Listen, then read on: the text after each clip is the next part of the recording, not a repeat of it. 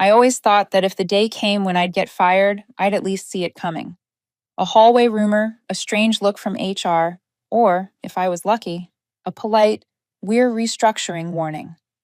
But no, it hit me like an electric bill, dry, abrupt, and arriving right on schedule at 8 o'clock on a Tuesday morning. But let me rewind to the day before. New York was cold in that clean, steady way that makes hot coffee look like it's breathing. I walked into the Sterling Capital Partners building, the place where I'd spent 7 years of my life, and if I'm honest, most of my professional soul. I remember choosing a navy blazer and pinning the small silver brooch my mother gave me when I first got the job. "To remind you that you're not invisible," she said. It sounded dramatic at the time, but it worked. The boardroom sat on the 42nd floor, overlooking Central Park. Beautiful in that arrogant way, as if the building itself was saying, "We watch the world from above." Inside, Richard Hale, my boss, the executive vice president, was already seated. Sunlight glinted off his Rolex, sharp enough to sting. "I reviewed your application," he began, flipping through the packet like he was choosing dessert at a French restaurant. "And?" I asked, keeping my hand still on my lap, though my right knee had already started tapping, the reflex that always shows up right before something goes wrong. Richard looked up, took off his glasses, and gave that smile, the kind that says you won't like this answer, but I'm still the good guy here. "A promotion, Sophia? I don't think you're ready. Maybe in a few more years." The words hit the table like a cold cup of water dumped on paperwork, messy, soaking, and impossible to ignore. I swallowed a dry laugh. "Not ready?" I repeated. "After the $5 billion Westland Tech deal? The one I led, stabilized, and saved when their board almost pulled out?" He shrugged. "You did great, Sophia. But sometimes great isn't enough. At the leadership level, we need presence, vision, a little politics." Politics. The favorite word of people who never understand the process but always end up with microphones. I didn't argue, didn't cry. I gave a slight nod. What people on Wall Street call the corporate bow. A nod not of submission, but of closure. "Thank you for your honesty," I said, standing up. "I believe the Ellison proposal needs your attention," Richard added, eyes already on his laptop. His coffee cup made a tiny click as it hit the table again, the sound of pure indifference. I walked out without a word, past the whiteboard room where I once mapped the entire Westland rescue plan. Now it sat empty, silent, as if history itself had been erased. That night, I told my daughter I wouldn't be traveling next week after all. She smiled, I smiled back. But inside, everything was collapsing. And then, the next morning, exactly 8 o'clock, the email arrived. Subject: Termination of employment. Restructuring. Notification sender. Human Resources Body. Dear Ms. Grant, we regret to inform you. I read it twice, maybe 3 times, to make sure I wasn't misunderstanding. But no, they really had fired me, right after denying me a promotion. I sat in the kitchen, coffee cold in my hand, while my lazy cat stared like even she was offended. Restructuring. A word used like a rug to cover something ugly and pretend it's clean. By afternoon, I walked out of Sterling's headquarters for the last time. Cardboard box in hand, a few notebooks, my favorite fountain pen, and the silver brooch my mother gave me. I stopped at the lobby glass wall and saw my reflection. Navy blazer, hair slightly wind-tossed, eyes no longer soft. I didn't cry. I didn't rage. Just one thought echoed in my head, clear and sharp as a taxi horn on Fifth Avenue. You'll soon learn that cutting the pillar doesn't make the house stronger. It only makes it fall faster. I stood there for a long moment, watching my reflection and the building behind it. The woman who once believed loyalty and competence were enough. Turns out they weren't. And if you've ever stood where I stood, overlooked, underestimated, told to stay behind the spotlight, then welcome to this story. It's not just mine, it's ours. If you're listening while driving, making coffee, or settling into the couch after a long day, I'd love to know where you are. Drop a comment below, just a few words, so I know you're here and that you understand. And if you love stories of elegant revenge, the kind that doesn't lower itself but still makes them step back, then you'll want to hear what comes next. Don't forget to follow, because this story has only just begun. I got home earlier than usual that night, but it felt later than ever. The kitchen clock was still ticking steadily, the only thing in my life that hadn't changed. My mother sat in the armchair by the window, a thin wool shawl wrapped around her shoulders. She'd started her first round of chemotherapy the week before. The last time I took her to the hospital, I'd finished the Ellison deal presentation in the car, laptop on my knees, cold coffee in hand. She didn't say a word, just placed her hand over mine and squeezed. The kind of squeeze that silently asked, "Are you sure you're still really living?" That night, I made her favorite vegetable soup. No special reason. I just needed to feel like I was doing something kind for someone who wanted nothing from me except my presence. When my 10-year-old daughter Emma came running down the stairs, backpack swinging, hair messy, cookie crumbs on her lips, I knew I had to keep my face calm. "Did you finish your math homework?" I asked. "All done," she said, then hesitated. "You're home early. No meetings tonight?" I smiled, careful not to let my eyes drop. "No, I'll be home a little more from now on." She didn't ask why, just said, "Good," and ran off to turn on the TV. Kids notice more than we think, but they also know when to leave things alone. Later that night, after both my mom and Emma had fallen asleep, I sat at my desk under the dim yellow light of an old lamp. The screen in front of me showed a simple line of code. Nothing complicated for someone who built it from scratch. SG Framework. User Access Protocol. I created it, a real-time investment risk and market forecasting system that had saved Sterling from at least 3 crises in the past 3 years. Richard called it an internal tool. I called it the reason he still had a job. I knew the company would try to keep access, pretend they understood how it worked. They didn't. No one did, except me. I was never allowed to train a team or transfer the technology. They told me, just make it work. Don't over-explain. Well, there's no one left to just make it work now. I stared at the blinking cursor, waiting for me to decide. Part of me wanted to leave it, call it professional courtesy. But a bigger, quieter part whispered, "They chose to disregard you. No one gets to demand kindness from the person they just discarded like a jammed paperclip." I typed, slowly, carefully. "Revoke access. Confirm." "Are you sure?" I typed. Yes, my hands trembling slightly. Not from regret, but from realizing this was the first time in 7 years I'd made a major decision without asking anyone's permission. The screen turned white. A small message appeared. Access successfully revoked. I exhaled. Not relieved, not hurt, just empty. I looked around my small home office, the same room where I'd spent countless nights making slides until 2 in the morning, drinking tea and fixing the small mistakes Richard never admitted. Once, I even rewrote an entire client contract after he misspelled the investment fund's name 3 times. I never complained. I thought dedication would eventually be recognized. Now I know, sometimes, the price of dedication is being forgotten. I opened the drawer and pulled out a photo. Emma, when she was 6, baking cookies for Thanksgiving. I remembered that day. I got a call from the office while kneading dough. Richard, just needed a quick number, something he should have had if he'd read my daily reports. I left Emma standing by the oven, flour on her sleeves, watching me grab the phone out of reflex. I touched the edge of the photo. "Not anymore," I whispered. "Not ever again." That night, I set my alarm early.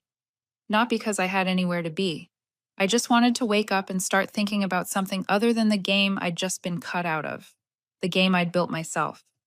Because if they thought I'd sit quietly in the dark, they clearly forgot one thing. I'm the one who built the stage. And a stage without its director doesn't stay standing for long.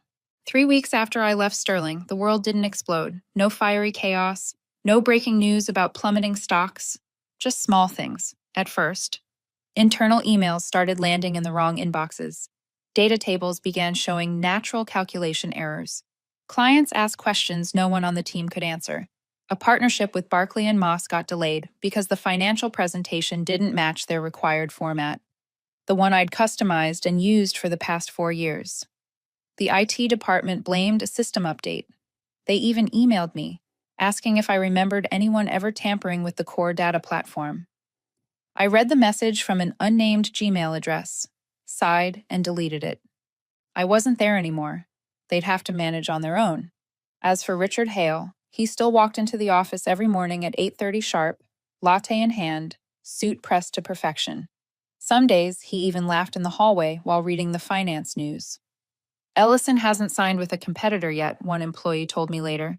He said if we just hold on a few more weeks, we can still win them back. A few more weeks. In those weeks, the market analysis system started showing strange yield gaps. One miscalculated forecast pushed the investment team to pour $60 million into a dying model. When the error report reached him, Richard marked it in red and wrote, "This is a data entry issue, not a system fault." He said that, the same man who'd once declared the system was self-learning, self-correcting, and not dependent on any individual. I laughed when I read the leaked internal memo, a laugh with no sweetness in it. And then came Titan Group, one of Sterling's 3 biggest clients, holding over $400 million in active portfolios I had personally designed. The first week after I left, they said nothing. The second week, they sent an email about flexible interest adjustments. By the third, they scheduled a meeting, not with Richard, but with legal. The rumor spread faster than the market could react. An administrative assistant, the same one who used to quietly help me print reports at midnight, texted me. Titan's considering pulling out. They're asking for 18 months of transaction history, and no one can explain the Q2 investment logic. Of course, they couldn't explain it, because I never wrote a summary. I built it as a living map, updated weekly through cash flow metrics and live market sensors. Something you can't copy, something you can't hand over. And that's when Claire Monroe, the HR director, the one who used to look at me like I was mid-level support staff, started to notice. She stayed quiet, watching from the hallway during meetings, listening to every incomplete answer, every uneasy glance whenever someone mentioned SG framework. One morning, just after Richard wrapped up a call, Claire stepped into his office with a folder in hand. "I think we should review the client re-engagement process," she said, "based on Sophia's analytics framework." Richard didn't look up. "We're not using her old system anymore." "Because no one understands how?" Claire asked. Not sharp, but not apologetic either. Richard looked up then, eyes colder than usual. "Stop talking about her," he said, each word clipped. "She's gone. Everyone is replaceable." Claire didn't respond, just gave a slow, polite nod, the kind I knew well. Not out of respect, but because there was nothing left to say. Meanwhile, across town, I was washing dishes. Emma had finished her homework. My mother was dozing off on the couch. The TV played a muted finance segment, the anchor's voice barely above a whisper. Sterling Capital Partners dropped 3% in the past 24 hours. Cause unknown, but several investors report they're reconsidering their portfolios. I dried my hands on a kitchen towel, picked up my phone, and opened my personal email. A new message from Liam Chen. Subject line, "Ready?" I didn't reply. Not yet. Sterling needed to wobble a little longer. Not collapse, not yet. Just enough to feel what it's like when a foundation disappears and no one knows when it started. I didn't reply to Liam's email right away. I let it sit there, buried between webinar invitations and a fall sweater sale from a brand I'd never bought anything from. Not because I didn't know what to say, but because I knew that once I did, everything would change. We'd met 2 years earlier, during a chaotic joint venture meeting, back when Liam was still a temporary strategy advisor for Sterling. In a boardroom packed with men in gray suits and navy ties, he was the only one who didn't take notes, yet somehow remembered the 3 exact figures I mentioned in my presentation. During the coffee break, he stood beside me at the counter, poured himself some water, and said casually, Great analysis. But I'm guessing your boss will change the first 3 lines and call it his own, right? I nearly spilled my tea. And now, 2 years later, he'd sent me an email with a single word in the subject line. Ready. No question mark, just that. I called him that afternoon, while Emma was sketching and my mother was dozing on the couch. You know, emails like that usually get flagged as spam, I said instead of hello. Liam laughed. I heard paper rustling. He was probably still at the office. Yeah, but if you're who I think you are, you'd open it. And if I'm not? Then I'll pretend I sent it to the wrong person. I laughed, really laughed, for the first time in 3 weeks. We met the next day at a vintage cafe in Soho, the kind with a soft bell that rings every time the door opens. Liam showed up in a white shirt, no tie, sleeves rolled up. The kind of man who could walk into a billion-dollar meeting at 9 a.m. and grab drinks with friends at 6 without changing a thing. He slid a thin folder across the table, his tone direct. I want you to lead a new project for Aurelia. Your design, your build. No reporting chain, unless you want one. I lifted my cup, watching him through the steam. Why me? Because I know at Sterling, you were the only one who knew what was really going on. I watched Richard reuse your slides and throw in words he didn't understand. I saw you fixing contracts while everyone else was cutting cake. I nodded, no denial, no need for one. He went on. We're building a new investment platform. Cleaner, smarter, more ethical, not the fake kind of green. A system that can assess not just financial risk but social impact. And I want the person who kept a company from collapsing, without anyone realizing it, to design it. I flipped through the pages, diagrams, mock-ups, rough sketches. This would take at least 6 months and a 5-person team. You'll have a year, and you'll choose your own people. I set the folder down. And if I want Richard to know I built it? Liam raised an eyebrow. Then I'll put your name on the LED ticker around Sterling's office if I have to. We sat in silence for a while. Outside, a soul. Taxi passed, dragging along the hum of a city that never waits. I'm not after revenge, I said. I just want to be seen. Liam nodded. I know, and you will be. But for them to see you clearly, you have to stand where they're forced to look up. That line stayed with me the entire ride home. That night, I opened my laptop and created a new folder. New Structure Alpha. The first subfolder I named Vision. I didn't write anything inside yet, not because I lacked ideas, but because this time I wanted everything to start the right way, with intent, with purpose, without anyone cutting off the first 3 lines and calling them theirs. The next morning I texted Liam, ready. He replied with a single dot. I smiled. Maybe that's the language of people who've been underestimated. No fancy words, just action. And that's how I began rewriting the way a company runs. Only this time, I wouldn't stand quietly behind the curtain. This time, I'd be the voice they couldn't ignore. The news broke on a Monday morning, the kind of timing only seasoned manipulators know how to choose. I was standing in the kitchen, waiting for the kettle to whistle, when my mother, who never cared about finance unless it involved the price of milk, called out from the living room. Sophia, you're on TV. I thought she was mistaken. But no, my name was right there, scrolling across the bottom of a national finance broadcast. Former Sterling Capital employee accused of stealing internal data and falsifying billion-dollar deal reports. The kettle screamed. Coffee spilled across the counter. I didn't wipe it. I just stood there, watching my name being pulled into the week's scandal cycle like seasoning thrown into a pot. Beside it, an old photo. Me standing next to Richard at an event, holding a microphone, smiling politely. I looked exactly like what they wanted me to be, a perfect assistant. The media is a beast, and Richard knew exactly how to feed it. Within hours, dozens of outlets copied and pasted each other's headlines. The woman behind Sterling's market model, genius or thief? Did Sophia Grant steal intellectual property? Westland Tech. The truth behind the billion-dollar deal and the shadow of a forgotten name. No real evidence, just anonymous insiders and sources close to Sterling. The kind of language built to burn reputations without accountability. Liam called that afternoon. You holding up? I once got denied a promotion in less than 10 words, I said. eyes still on a new article titled, Why Sophia Grant Might Be the One Who Destroyed Sterling from the Inside. Think we should hit back? He asked. I paused.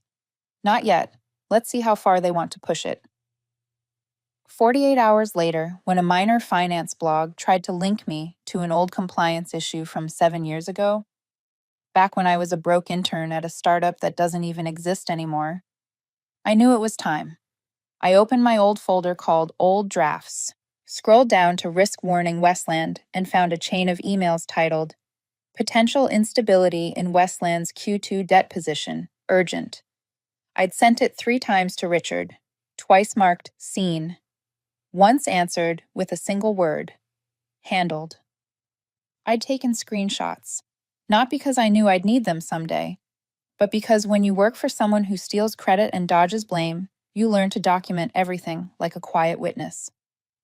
That night, I sat in front of my webcam. No makeup, no filters, no polished background, no rehearsed defense. I simply said, Good evening, my name is Sophia Grant, and I have 3 emails, 6 attachments, and 1 risk forecast no one ever opened. If you're wondering why the Westland deal collapsed from the inside, the answer has been sitting in Sterling's inbox since March. Then I opened each file. No drama, no tears, just facts, in PDF form, time-stamped and traceable. I ended with one simple line. No one wants their former company to fail, but when failure is built on silence after a warning, that failure no longer belongs to the one who spoke up.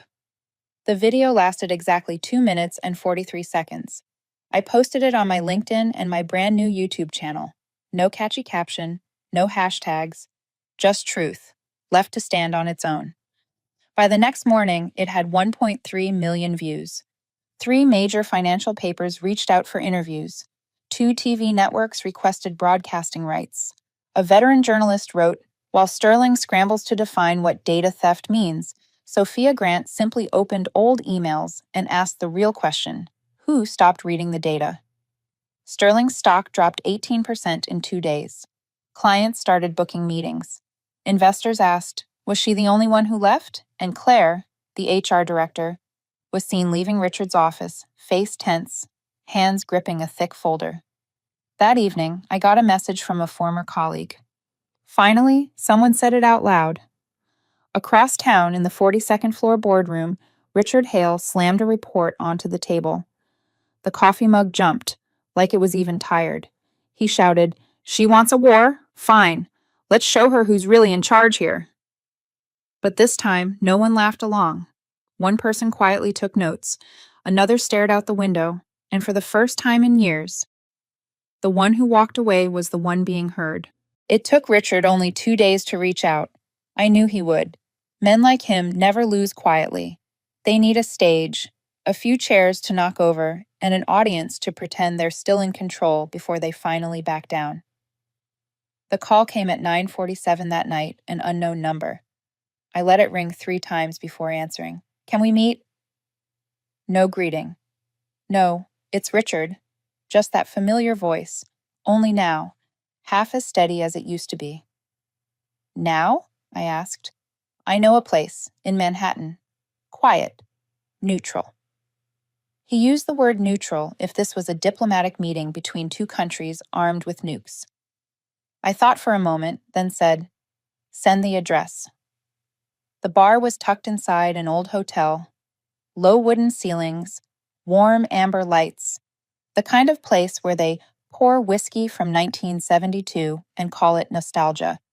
I walked in and found him in the corner, jacket off, shirt sleeves rolled halfway up, like he was trying to look casual but forgot how. A glass of bourbon sat half-finished in front of him, untouched since the first sip. You still show up on time, he said as I pulled out the chair. I worked for you for nearly a decade. Old habits die hard. I ordered sparkling water. He raised an eyebrow, but said nothing. We sat in silence for a few seconds. I didn't rush. Silence always makes control freaks nervous. I didn't ask you here to apologize, he started, placing both hands flat on the table like he was about to sign a deal. Didn't expect you to, I replied, taking my first sip. We both know you're the only one who really understands how the current platform runs. The rest of them, they're guessing, playing around with a system they couldn't have written a single line of code for. He paused, a trap, carefully laid out, waiting for me to step in. I said anyone could replace you. I was wrong. For the first time, Richard Hale admitted he was wrong. But, he continued, you also know what you're doing is hurting people.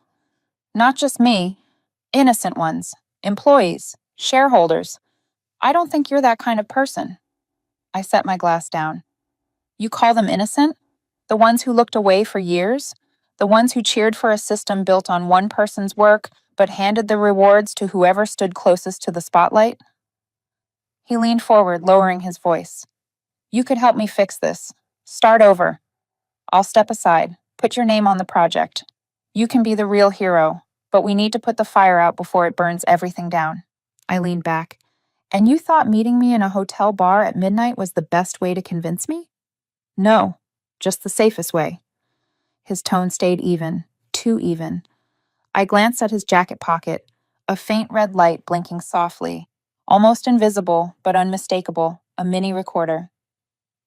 You've always thought you could control everyone, Richard, I said quietly, like telling an old story. Through promises, forgiveness, and recordings. He blinked. But you forgot the most important thing. I smiled. I built the board you're trying to play on.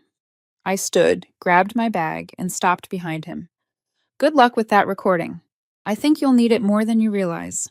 I left before his bourbon was touched again. The next morning, an audio clip surfaced on a second-tier finance blog. Caption: Sophia Grant admits her role in the Sterling crisis? Not even 2 hours later, I uploaded the full version, from my camera, filmed from the opposite table. I opened with one line. Actually, I brought a recorder too. I didn't use it to trap anyone. I used it to remind myself that truth has more than one side, and I wanted to tell mine. The video spread twice as fast as his leak, and this time, no one asked what data I still had. They only asked one question. How many people had Richard tried to trap before Sophia? When the full, unedited recording went public, that wasn't Sterling's biggest shock. The real blow landed Wednesday morning, around 10 o'clock. A strange data error rippled through the company's international trading system. I was at home, sunlight slipping through the blinds, soft classical music playing on the radio, when my phone buzzed. It was Liam. Sterling just lost an $800 million international contract, he said. They're spiraling. I didn't answer, just lowered my head. This wasn't a small glitch. It was a crack in the windshield, the kind that spreads until the whole thing shatters. News spread fast. Bloomberg. Sterling loses $800 million international deal. Insider says data mismatch. The Wall Street Journal. Sterling stock plunges 12% amid data scandal. Major investors sent urgent emails to the board. We will withdraw 40% of reserve capital unless a public audit is released. The trading floor was chaos. On the New York Stock Exchange, Sterling's stock had dropped 18% in 2 days. Trading volume spiked. Investors panicked. Partner funds sounded alarms. Inside the boardroom, the air was heavy. Claire Monroe, silent for years, arrived late, carrying a thick folder. Her eyes were red. When she walked in, every head turned, not out of respect, out of curiosity. She set the folder on the table before anyone could speak. I've sent the full internal record, she said. Emails, meeting notes, system access logs, everything, to the board's secure server.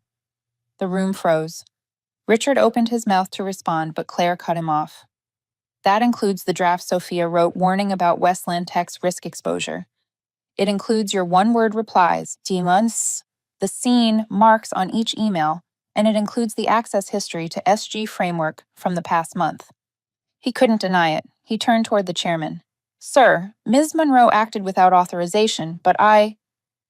The chairman tapped his pen against the table, voice cold. That's enough, Richard. You're suspended immediately, pending internal investigation. A senior executive rose to her feet, voice trembling. I'll testify. I heard him say Sophia was irreplaceable. I saw him delete files after she left the room. Richard stared at her, eyes wide, but stayed silent. External shareholders began emailing. Who's managing risk now? If the person who built the system was the one fired. By noon, headlines rolled in. Sterling's downfall. The woman they fired is now the only one who can save it. Former employees, the ones quietly replaced, started posting their own stories. I was pushed out too. I was part of the invisible system. Sterling was now a sinking ship, water pouring in faster than anyone could bail it out. International clients froze their transactions. Cash flow controls tightened. The legal department scrambled to draft emergency terms. Partners issued warnings. Another loss, and they'd walk.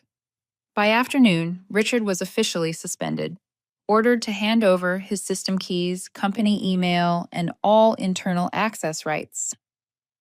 For the first time in years, he left the executive suite through the back door. I watched the news on my phone. Liam texted, "They need us." I replied, "And now they do." The board called for an emergency session. Sterling formed a crisis committee and hired outside legal counsel. Through it all, Claire stepped into the light, no longer Richard's silent ally, but the one presenting an honest report, the one defending transparency. A board member said aloud, "We used to see SG Framework as just a support tool. Turns out it's the foundation, and whoever built it determines our future." That day, Sterling issued a list of immediate actions: suspension of 3 financial products, a 30-day audit of all internal data systems, and full cooperation with fintech regulators. The stock continued to fall, but for the first time, people started asking a different question. Can Sterling recover? And they began to realize something. The person they'd fired, the one they thought was gone, was the only one holding the key to unlock the door again.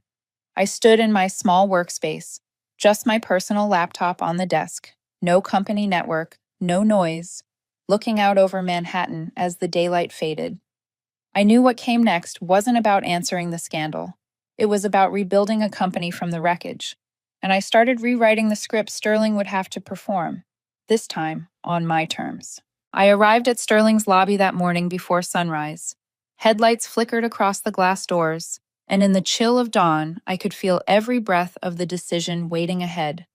I held a thin folder, not mine anymore, but filled with the names and notes of those who'd been left behind in the system. When the elevator opened on the 39th floor, it felt like the hatch of an old vault unlocking.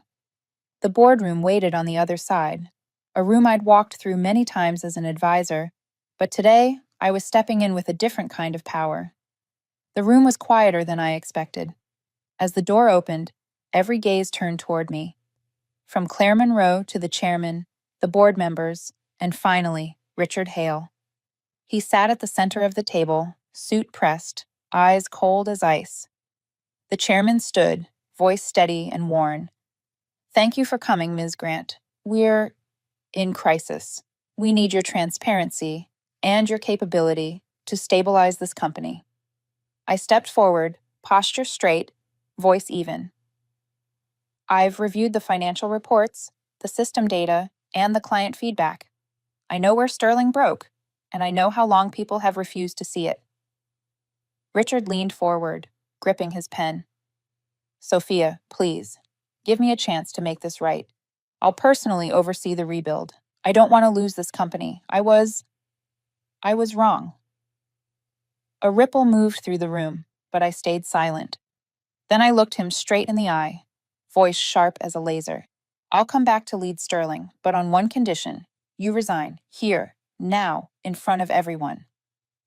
The room froze. Richard didn't move, every eye fixed on him, the man who once ruled this table like a throne.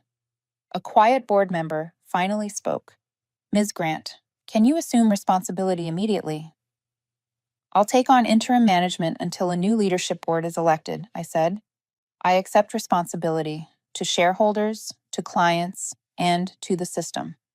I didn't come back to stand behind anyone. I came to rebuild." Claire rose beside me, her voice calm. "I support this condition.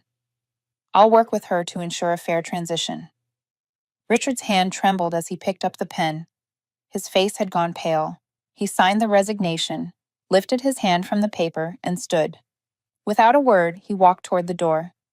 As he passed, his eyes met mine, a mix of resentment, respect, and something like disbelief. Before he disappeared behind the closing door, the room was silent. The chairman exhaled, then said, "Per your proposal, and following Mr. Hale's resignation, the board appoints you as acting CEO, effective immediately. A formal vote will take place in 90 days." I nodded, expression steady. When I left the boardroom, the hallway felt endless. Through the tall glass wall, New York stretched below, dawn spilling between towers. Car horns echoing like the pulse of the city. Claire walked beside me. "You did the right thing," she said softly. I met her eyes. Gratitude without words. She understood. Some moments don't need speech. As I stepped through the glass doors on the ground floor, a breeze swept past. My reflection appeared in the window.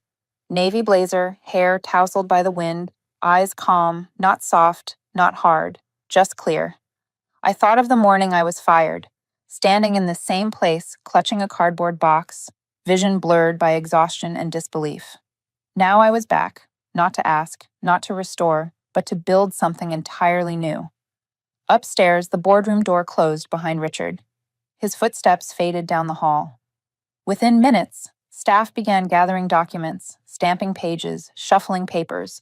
No raised voices, no chaos, just a quiet order. My phone buzzed. A message from Liam. "Congratulations. Welcome home." I didn't reply. I looked at the screen, slipped the phone into my pocket. In my mind, I thought, the real battle starts now. I didn't come back to reclaim what I lost. I came back to make sure no one ever looks at me the same way again. A year had passed since I walked back into Sterling, not as someone returning from failure, but as someone who had carried the wreckage home, rebuilt each piece, and laid the first stones of a foundation I still believed in. I sat in the CEO's chair, high above the city, eyes fixed on New York, stretching endlessly beyond the glass. The balcony's reflection caught the taxis, the towers, the streets below. Everything waiting, still, for a new beginning. Sterling was no longer the company it used to be. It had to learn transparency, accountability, and equity, words people once used only to polish press releases. In my first all-hands meeting, I opened with numbers: operating costs, financial scores, risk metrics, upcoming projects, all displayed openly in front of everyone. No hidden dashboards, no internal access only. Every figure was explained step by step. When someone asked about the failed deal, I said, "That's a lesson, not a secret." There were more women in leadership now, something I had always wanted. When talent was equal, women got the first look. I remembered Emma once told me, "I want to be a director, but I'm scared people will think I'm just an assistant." I hugged her and said, "You're not helping anyone's vision. You're building your own." I created the Sterling Future Leaders Fund, a program for recruiting and developing talent whose names no one had noticed. Mentorships, workshops, startup grants. I wanted those who had been forgotten to see their own names on the slides, not buried behind them. Claire Monroe, once Richard's loyal ally, now served as Sterling's conscience. She built an internal reporting channel that allowed even junior employees to speak up safely. She became the balance between empathy and authority. And Liam Chen, my partner in rebuilding, led the technical core behind Sterling AI, our new analytics platform. Real-time forecasting, ESG evaluations, adaptive learning, everything ran on data and transparency. We worked like harmony lines in the same score. He built the engine, I drew the map, and Sterling was the stage. One morning, I walked down the 42nd floor, the same corridor where I'd once been dismissed. It had been renovated but kept its old bones, the strip lighting across the ceiling, the wide glass overlooking Manhattan. I stepped into the old boardroom, the long table, leather chairs, and the whiteboard where I once mapped the Westland rescue. On the table sat a small box. Inside was a clock, its hands frozen at 8 hunk a.m. One of my team members touched the box and said softly, "We kept it as a symbol." I lifted the clock, wound it, and the second hand began to move again. I looked around the room, quiet except for the light and the tick of time. Then I said, "Let's start again from the very place everything ended." The ticking sounded like the opening line of a new chapter. Beyond the boardroom, glass, the morning sun stretched across my face. Not the light of revenge, but of recognition. I smiled, not because I'd won, not because justice had finally been served, but because, at last, I was seen. And you. Which moment in this story stopped you, made you feel like you'd been there too?